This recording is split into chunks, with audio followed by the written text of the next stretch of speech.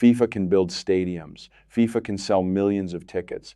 FIFA can negotiate billion-dollar sponsorship deals. FIFA can organize the biggest sporting event on earth. But there is one thing FIFA can't control, and it could determine whether World Cup 2026 becomes one of the biggest economic success stories in sports history or one of the biggest disappointments. Because while football fans are focused on the matches, economists are focused on something else entirely, something happening far outside the stadiums, something FIFA has absolutely no control over. And the closer you look, the more concerning it becomes. On paper, World Cup 2026 looked unstoppable. The tournament expanded to 48 teams. More countries, more matches, more fans, more television viewers, more sponsors, more money. Everything about the tournament was designed to be bigger than anything FIFA had ever attempted before. And for a while, it seemed like the perfect plan. The United States already had world-class stadiums. It already had airports, hotels, transportation infrastructure. Everything appeared ready. Unlike previous World Cups, there was no need to build entire cities from scratch. The economic projections looked enormous. Millions of visitors, billions of dollars in spending, packed hotels, record tourism. The tournament looked like a guaranteed success. Then the world started changing. When FIFA was planning World Cup 2026, the conversation was very different. Nobody was talking about global energy shocks. Nobody was talking about escalating geopolitical tensions. Nobody was talking about supply chain disruptions. Nobody was talking about rising travel costs. Nobody was talking about the possibility that millions of football fans might face an entirely different calculation when deciding whether to attend. The assumption was simple. People would travel. Lots of people. But global events have a way of disrupting even the best plans. A conflict thousands of miles away can suddenly affect airline tickets. A shipping disruption can affect hotel costs. An energy crisis can affect tourism. And that's exactly what makes the modern world so unpredictable. Everything is connected, which means the World Cup is connected too. Most fans think the expensive part of the World Cup is the ticket, but that's usually not true. The ticket is often only the beginning. Flights, hotels, food, transportation, travel insurance, merchandise. The real cost comes from everything surrounding the match. Now imagine all those costs increasing at the same time. Flights become more expensive. Hotels raise prices. Food costs increase. Transportation costs rise. Suddenly the dream trip becomes much harder to justify. A family planning to spend $4,000 suddenly needs $5,000. A $5,000 trip becomes $6,000, and unlike FIFA tickets, these are costs FIFA can't control. This is where the story becomes interesting, because the World Cup economy depends on visitors, not viewers, visitors. Someone watching from home doesn't help local hotels. Someone watching from home doesn't buy meals in restaurants.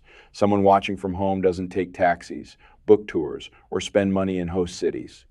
The economic impact comes from people physically showing up. That's why economists focus on tourism. And tourism is extremely sensitive to uncertainty. People don't need a disaster to cancel a trip. Sometimes uncertainty alone is enough. People delay decisions, they postpone vacations, they choose cheaper alternatives, they stay closer to home. And when millions of potential visitors are involved, even small changes in behavior can have enormous consequences. But the story becomes even bigger when you look at the broader economy, because America doesn't just want to host the World Cup. America wants the economic benefits that come with it. The United States carries enormous levels of national debt, interest payments continue growing, economic growth has become increasingly important, policymakers want investment, they want spending, they want tourism, they want economic activity. And few events promise as much international spending as the World Cup. Every foreign visitor represents new money entering the economy. Every hotel booking creates revenue. Every restaurant visit creates demand. Every tourist contributes to local businesses. That's why cities fought so hard to host matches. That's why officials spent years preparing. They weren't simply preparing for football. They were preparing for an economic opportunity. And that opportunity depends on confidence. The biggest problem FIFA can't control isn't football. It isn't transportation. It isn't stadium capacity. It isn't even security. It's confidence.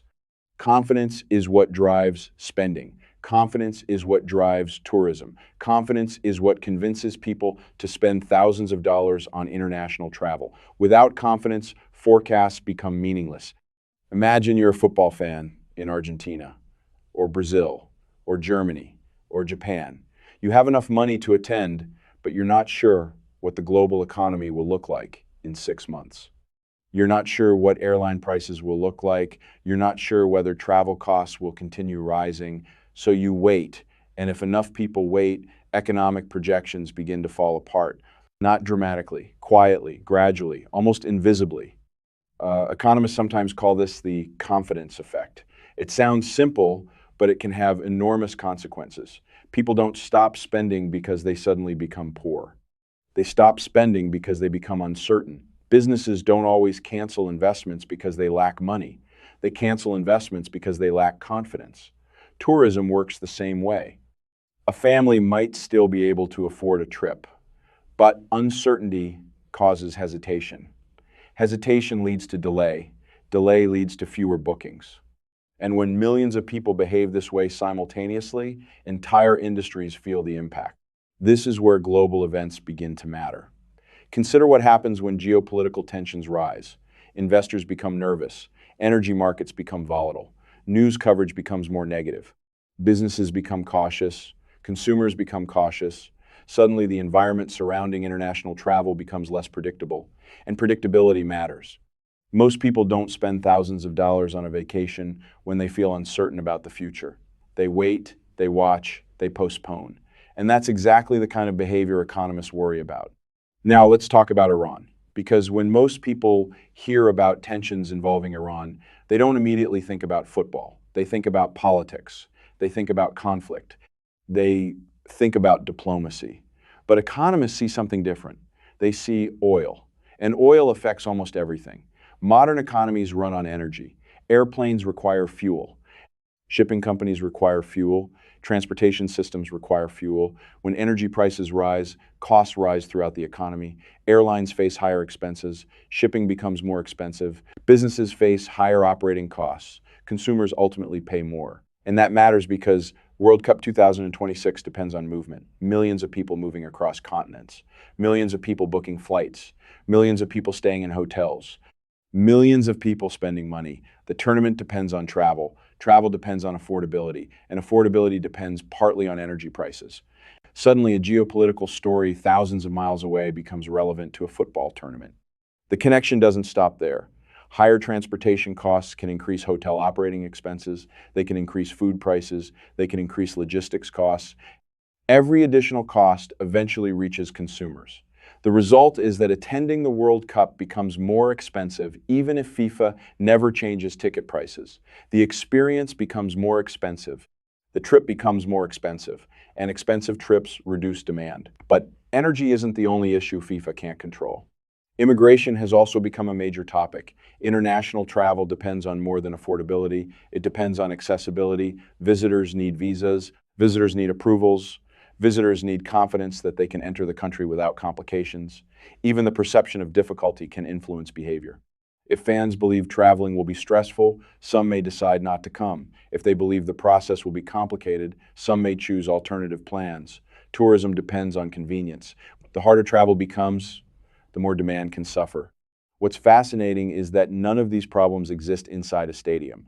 FIFA can organize matches, FIFA can manage logistics, FIFA can coordinate sponsors, FIFA can sell tickets, but FIFA cannot control immigration policy. FIFA cannot control geopolitical tensions. FIFA cannot control oil prices. FIFA cannot control inflation. FIFA cannot control the global economy. These forces exist far beyond football. History provides a useful warning. This isn't the first time economists have heard massive promises surrounding a sporting event. Before almost every Olympics, before almost every World Cup, before almost every mega event, forecasts predict enormous economic benefits. And sometimes those benefits arrive, but not always, because economic activity and economic benefit are not the same thing. A city can host a successful event and still fall short of economic expectations. A tournament can generate incredible television ratings while disappointing local businesses. That's why economists remain cautious. They've seen these stories before. The excitement comes first. The projections come second. Reality comes last. In many cases, expectations become the real story. Forecasts assume millions of visitors. Forecasts assume strong spending. Forecasts assume economic growth. But forecasts are built on assumptions.